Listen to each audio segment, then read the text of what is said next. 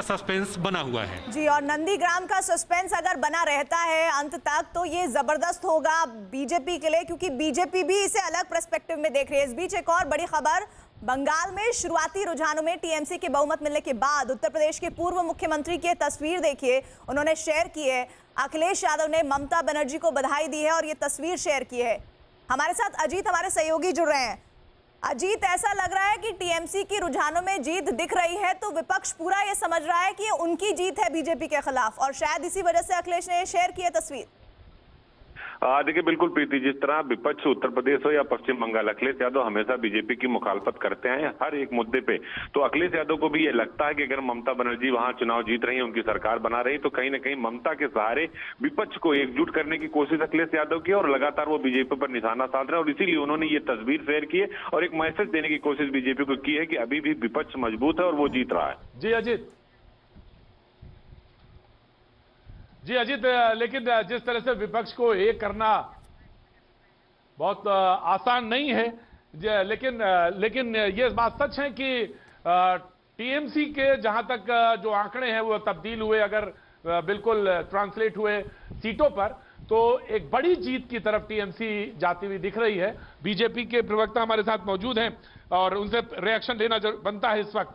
जी नूपुर। प्रतीक जी, साफ सी बात तो मैं ये कहूंगी कि ममता बनर्जी अगर अभी के रुझान को सही मान लेंगे, अगर यही परिणाम है तो ममता बनर्जी जो हार रही है तो मुख्यमंत्री कौन बनेगा और उसके बाद उनका क्या होगा। और दूसरी बात जो आप कह रहे थे अखिलेश यादव जी की, तो मेरे हिसाब से अखिलेश यादव नूपुर को चिंता इस बात की है, नूपुर को चिंता इस बात की ज्यादा है कि पश्चिम बंगाल में मुख्यमंत्री कौन बनेगा, और बीजेपी का जो 100 का भी आंकड़ा नहीं छू पाएंगे उस पर तो परेशानी नहीं है नूपुर, जो 200 के पार की बात थी। जी प्रतीक जी, उसमें भी आऊंगी, पहले एक चीज और कहूंगी।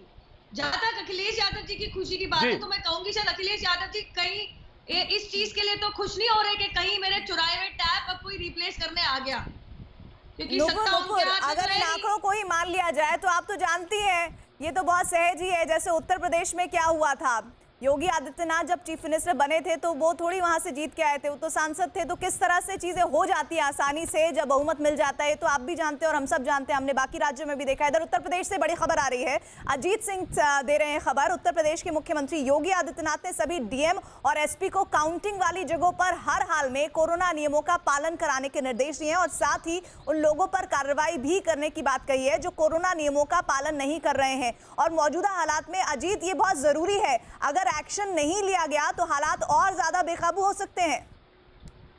देखिए बिल्कुल प्रीति, जो हालात पहले से वही एक बड़ी चुनौती उत्तर प्रदेश सरकार के सामने। लिहाजा आज क्योंकि उत्तर प्रदेश में पंचायत चुनाव की मतगणना हो रही है और कई जगह अगर आप देखें बिजनौर से लेकर एटा, बुलंदशहर, कई जिलों में जो तस्वीरें आई वो हैरान करने वाली थी। पुलिस को लाठीचार्ज करना पड़ा फिरोजाबाद में, जिसके बाद मुख्यमंत्री योगी आदित्यनाथ ने सख्त कदम उठाया और सभी डीएम, एसपी, पुलिस कमिश्नर को आदेश दिया है कि मतगणना केंद्र पर किसी भी कीमत पर भीड़ को एकत्रित न होने दिया जाए, सोशल डिस्टेंसिंग का पालन किया जाए और जो लोग कोविड प्रोटोकॉल का पालन नहीं करते उनके खिलाफ कार्रवाई का निर्देश भी मुख्यमंत्री योगी आदित्यनाथ ने दिया है। जी अजीत, ये बहुत महत्वपूर्ण है। मैं अभय उपाध्याय के पास वहां पहुंचूं, लेकिन एक बात मैं कहना चाहूंगा जिसका कि नूपुर उल्लेख कर रही थी कि अगर चुनाव ये परिणाम ये हुआ 15 के काउंटिंग के बाद, 15 राउंड की काउंटिंग के बाद चुनाव हार गई ममता बनर्जी, तो जहां पे ये बात पे तो मैं नूपुर की बात को सहमत हूं। नूपुर की इस बात पे सहमत हुआ जा सकता है कि टीएमसी का और वो तमाम पार्टियां जहां पे वन मैन शो होता है तो वहां की स्थिति कुछ और होती है। अगर आप वहां चुनाव हार गए तो उसके मतलब और है, बीजेपी में अगर आप चुनाव हार गए तो उसकी बात और है, वहां पे कैडर है।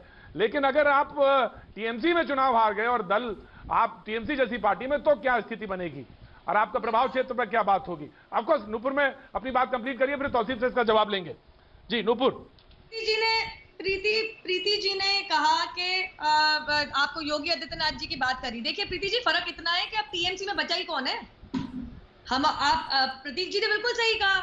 अच्छा, दूसरी चीज के हमारी तो कार्डर बेस्ड पार्टी है, लेकिन अब मैं जरा अशोक जी की बात पे आना चाहूंगी। अशोक जी इससे पहले काफी राजनीति कर रहे थे, आप भी दिखा रहे हैं कि कम से कम उत्तर प्रदेश का प्रशासन वहां पे एक्शन तो ले रहा है। जहां पे फुल लॉकडाउन नहीं है, जहां फुल लॉकडाउन है वहां प्रशासन की एक्सेप्टेंस के साथ, अप्रूवल और परमिशन के साथ इस तरीके का उल्लंघन हो रहा है कोविड प्रोटोकॉल का।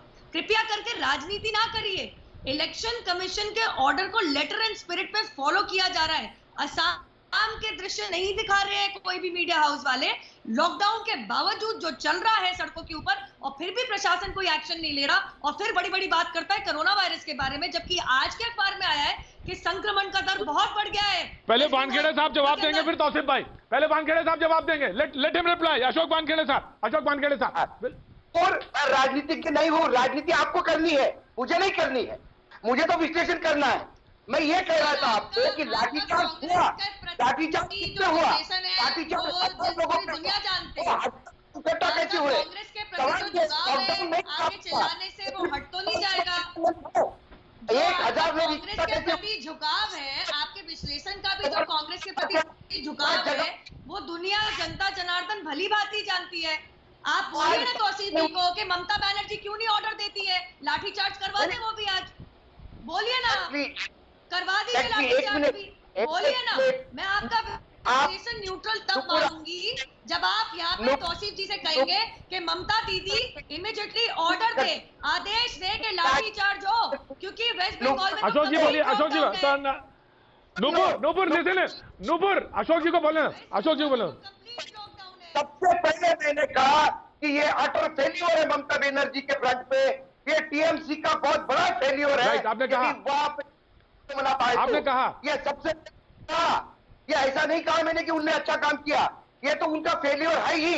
लेकिन जब दूसरी की तरफ हम तो यूपी को भी देखेंगे, हम तो अभी केरल में भी देखेंगे, हम तो तमिलनाडु में भी देखेंगे। हमारे यूपी बड़ा बराबर नहीं है, हमारे लिए कहा नूपुर पहला सेंटेंस कहा, नूपुर पहला सेंटेंस उन्होंने यही कहा कि अटल फेल्योर है।